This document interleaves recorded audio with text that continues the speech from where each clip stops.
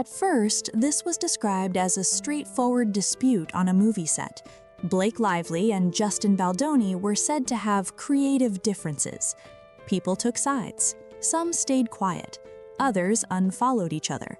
And like many Hollywood disagreements, it was framed as messy, personal, and ultimately unremarkable. That explanation held until the details started to surface. Text messages, sworn depositions, and internal timelines began to show that what happened wasn't just a breakdown in communication. Decisions were being made while post-production was still underway. Access to the editing room wasn't equal. Support was being gathered privately, while the public was told very little. Unfollows that were described as personal choices happened around the same time. Silence from people closely connected to the project wasn't random, and private conversations overlapped with key moments involving edits, screenings, and media coverage. This isn't about one argument between two people. It's about how influence works when a project is still in progress, who gets access, who gets excluded, and how narratives are shaped before the audience ever sees the final product. When you line up what's documented, the texts, the timing, and the decisions, the story becomes harder to dismiss as coincidence. And once those pieces are viewed together, it raises a much bigger question about how this situation was presented in the first place. When this situation first became public, it was framed in a very familiar way. Blake Lively and Justin Baldoni were said to have had creative differences while working on the film. According to that version of events, tensions rose on set, disagreements followed, and relationships naturally changed as the project moved forward. That explanation didn't sound unusual. Hollywood projects fall apart all the time. Directors and actors disagree, people choose sides quietly. Some stay neutral, others distance themselves. From the outside, this appeared to be another example of that pattern. In this narrative, nothing was connected. People unfollowed Justin Baldoni on social media because of personal reasons. Certain cast members and collaborators stayed silent because they didn't want to get involved. Post-production disagreements were described as normal studio issues, different opinions about edits, tone, and pacing. When events are presented this way, there's no reason to question them. An unfollow looks like a personal decision. Silence looks like professionalism. A disagreement over edits looks like standard creative tension. Each moment stands on its own. For most people watching from the outside, that was enough. There was no clear reason to look deeper or connect the dots. The story felt complete as it was told. But that explanation relies on one assumption, that all of these things happened independently. As more information emerged, that assumption became harder to defend. Depositions, internal timelines, and private communications showed that many of these decisions overlapped. The same people appeared repeatedly at key moments. The timing of social shifts matched periods of heightened conflict behind the scenes. This is where the original story starts to fall apart, not because disagreements didn't happen, but because the way those disagreements were presented no longer explains the full sequence of events. And once that becomes clear, the question changes from what went wrong to how much of this was actually visible to the public at the time. As filming wrapped and the project moved into post-production, the focus shifted away from what happened on set and toward who had control once the cameras stopped rolling. This phase matters because post-production is where the final version of a film is shaped, not just visually, but narratively. In public, this period was described as routine, different creative opinions, competing ideas, and the usual back and forth that happens during editing. According to that framing, disagreements between Blake Lively and Justin Baldoni continued, but nothing beyond what studios handle every day. What later came out complicates that picture. Justin Baldoni had been developing his cut of the film over an extended period. At the same time, Blake Lively was given access to the editing process despite not directing the film or authoring the original book. She was also able to involve others closely in reviewing footage and providing notes. That access wasn't evenly shared, and it gave her influence at a moment when the final version was still undecided. Another key issue was timing.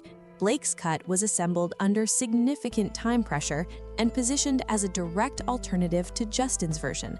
This wasn't simply a question of artistic preference, it became a question of which cut would receive internal support, outside validation, and early screenings. During this same period, conversations were happening outside the editing room. Relationships were shifting. Support was being gathered quietly, while the public remained largely unaware that a serious dispute over control was underway. This is where creative disagreement turns into leverage. Editing access becomes power. Feedback becomes persuasion. And once one version gains momentum through endorsements and visibility, the other version becomes easier to sideline. By the time the broader audience learned there was conflict at all, many of the most important decisions had already been made.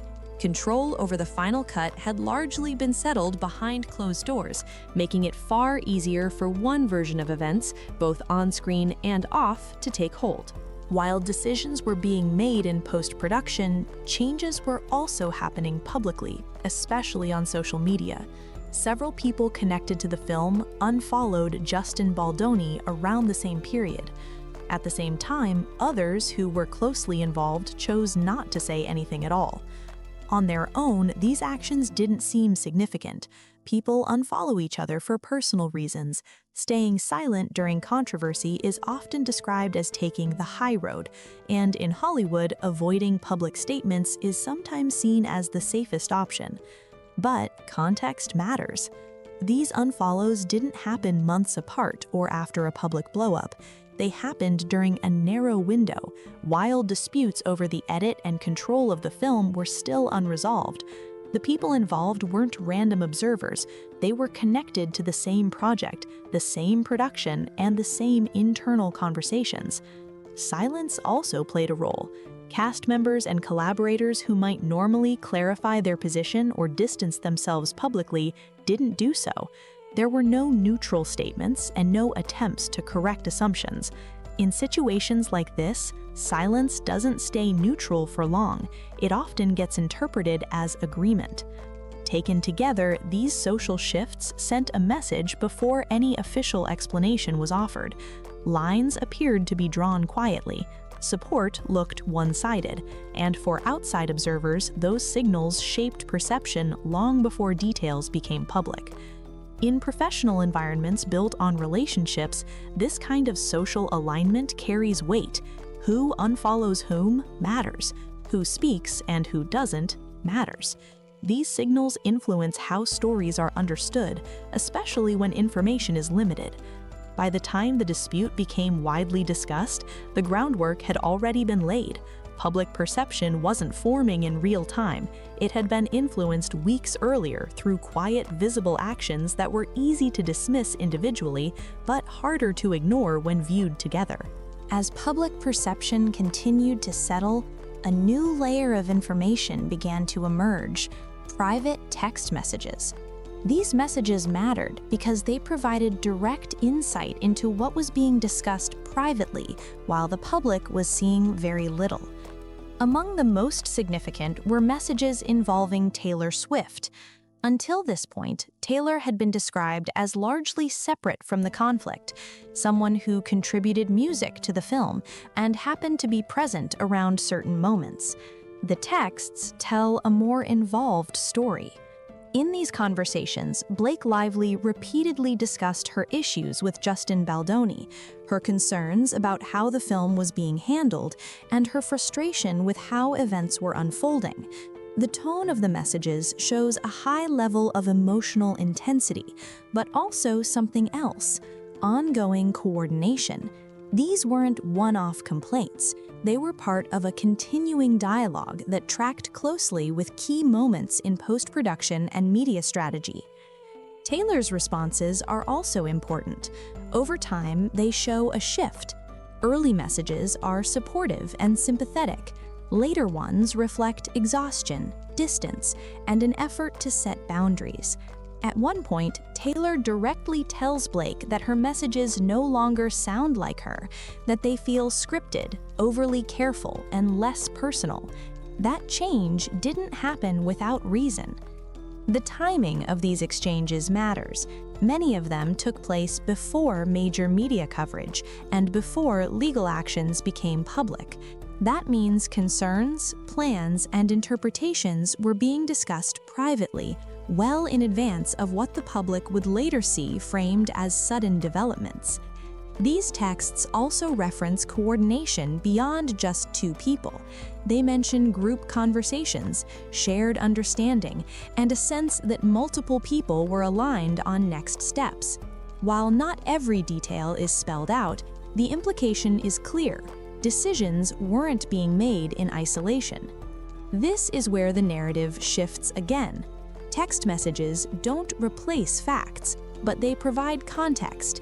They show intent, mindset, and awareness. And when those messages line up with later actions, unfollows, silence, media timing, they make it harder to argue that everything unfolded organically. At this stage, the story is no longer just about disagreements or misunderstandings. It's about what was being said privately, while a very different version was being allowed to take shape publicly. As the situation continued, the circle around the dispute widened. What had started as a conflict tied to one film and its post-production began to involve people with far more influence, not through formal roles, but through proximity, reputation, and access. Ryan Reynolds became increasingly visible during this phase. While he wasn't directing the film, his involvement went beyond private support.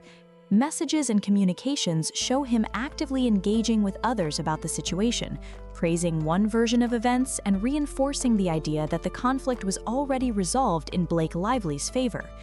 At the same time, a number of high-profile figures entered the picture. Matt Damon, Ben Affleck, and Bradley Cooper were contacted or brought into conversations related to watching cuts of the film, offering feedback or lending informal support. These interactions were framed as friendly and voluntary, but they served a clear purpose: validation. This is also the period when private text conversations involving Taylor Swift were still active, placing her close to the situation as decisions, edits, and public positioning were being discussed. In Hollywood, influence doesn't always come from direct authority. It often comes from who is willing to attach their name, attention, or approval to a project. When well-known figures are invited to view a cut, give notes, or express enthusiasm, it sends a signal, both internally and externally, about which version carries momentum. What's notable is that these efforts focused almost entirely on one side. There's no indication that similar outreach was happening to support Justin Baldoni's version of the film. That imbalance matters. It shows how power can accumulate quietly, not through official decisions, but through perception and alignment. This kind of pressure doesn't require threats or ultimatums.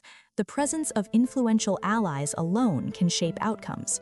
Studio executives notice, teams adjust. Alternatives become harder to justify once a preferred narrative gains high-profile backing.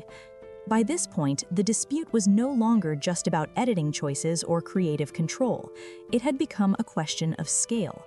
One side was operating with expanding social and professional reinforcement, while the other was increasingly isolated. And when influence grows unevenly like this, the result is often decided long before anything becomes public. The outcome feels inevitable, not because it was fair or fully examined, but because the balance of power had already shifted. As internal conflicts continued, attention shifted toward how the situation was being managed publicly. This is where public relations and crisis strategy became central to the story.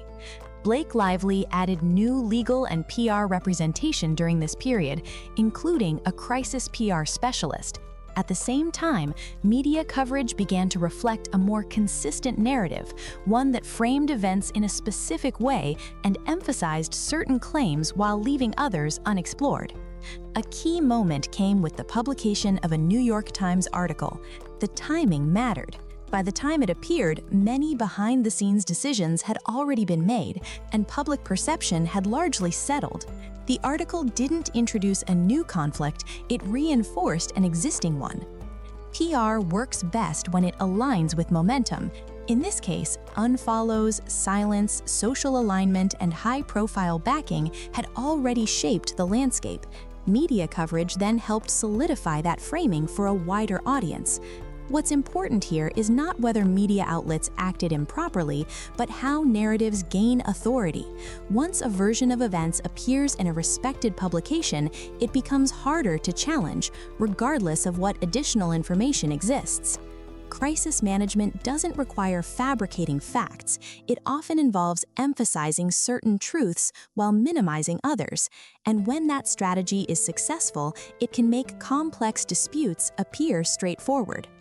By this stage, the public story felt settled, but as earlier segments show, that clarity came after weeks of private coordination, shifting alliances, and strategic silence, not from a full accounting of everything that happened. As the situation expanded, it didn't remain confined to executives and high-profile figures. Cast members and collaborators were gradually pulled into the conflict, often without having full visibility into what was actually happening. Colleen Hoover, the author of the original book, became a central figure during post-production. She was given access to the editing process and asked to provide feedback and notes. While this involvement allowed her to feel included, it also placed her in the middle of a growing power struggle between competing versions of the film. At the same time, younger cast members like Isabella Ferrer were exposed to private concerns and criticisms that typically stay behind the scenes. Instead of being shielded from internal disputes, they were given partial narratives that shaped their understanding of the situation and influenced their alignment. This matters because cast members aren't decision makers. They rely on trust, guidance, and the information they're given. When they're brought into conflicts between producers, directors, and studios, their positions can be shaped long before they realize they're being asked to take sides. Events like Book Bonanza became turning points. Public appearances, screenings, and invitations reflected shifting alliances and reinforced one version of events over another. By the time these moments played out in public, the underlying decisions had already been made privately. This is where collateral damage becomes visible. Careers, relationships, and reputations are affected, not because everyone involved acted maliciously, but because influence flowed unevenly.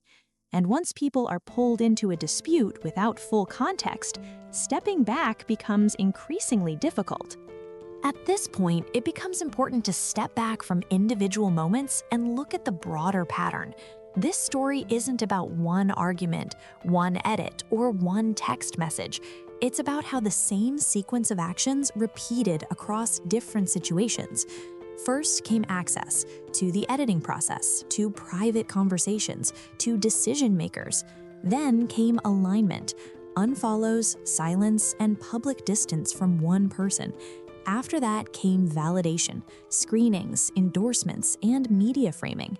Each step reinforced the next. This pattern appears clearly when looking at the role Taylor Swift played. Her involvement wasn't public-facing, and it wasn't formal. It existed almost entirely through private text conversations and timing. Those messages show proximity to key moments, awareness of how events were unfolding, and eventually a visible shift toward distance as the situation escalated. That shift matters because it mirrors the larger pattern: early closeness, ongoing communication, then withdrawal. Not as a dramatic break, but as quiet disengagement. Once the conflict became more complex and public, this same sequence appears elsewhere in the story. When viewed individually, none of these actions look unusual. Together, they form a recognizable pattern of triangulation. One person becomes isolated, others are brought closer, information flows unevenly, and over time, influence concentrates in one direction. This pattern doesn't require explicit coordination to be effective. It relies on timing, proximity, and social pressure. People respond to what they see others doing. Once momentum builds, opposing perspectives become harder to express, even when questions remain unanswered. Focusing only on personalities misses this larger point. The issue isn't whether one person is good or bad, it's how systems of influence operate when stakes are high and visibility is limited. Hollywood is particularly vulnerable to this because relationships often matter as much as formal authority. By the time outcomes become visible to the public, the process that produced them is already complete. Decisions feel final, narratives feel settled, and revisiting earlier steps becomes uncomfortable. Understanding this pattern doesn't provide easy answers, but it does explain why this situation unfolded the way it did, and why so many people found themselves aligned before they fully understood what they were aligning with. When stories like this unfold publicly, they're often reduced to sides, headlines, and conclusions that feel settled long before all the details are known. What gets lost in that process is how influence actually works, not loudly, not all at once, but gradually through access, alignment, and timing. Looking back at this situation, what stands out isn't a single text message or one decision made in isolation. It's how many small actions overlapped, who had access when it mattered, who stayed silent, who stepped back, and how those movements shaped perception before most people realized a narrative was forming. This doesn't require everyone involved to have the same intentions. In complex environments, especially ones driven by relationships and reputation, momentum often builds without a clear moment where anyone feels fully responsible for the outcome. By the time the public sees the result, the process that led there is already complete. That's why examining timelines, private communications, and behind-the-scenes decisions matters, not to assign simple labels or easy villains, but to understand how power concentrates and how stories come to feel inevitable even when questions remain unanswered. If you've stayed through this breakdown, you're already doing the most important part, slowing the story down and looking at how it actually unfolded. And if you want more deep dives like this, focused on documentation, context, and how narratives are shaped, liking the video helps others find it, and subscribing makes sure you don't miss what comes next.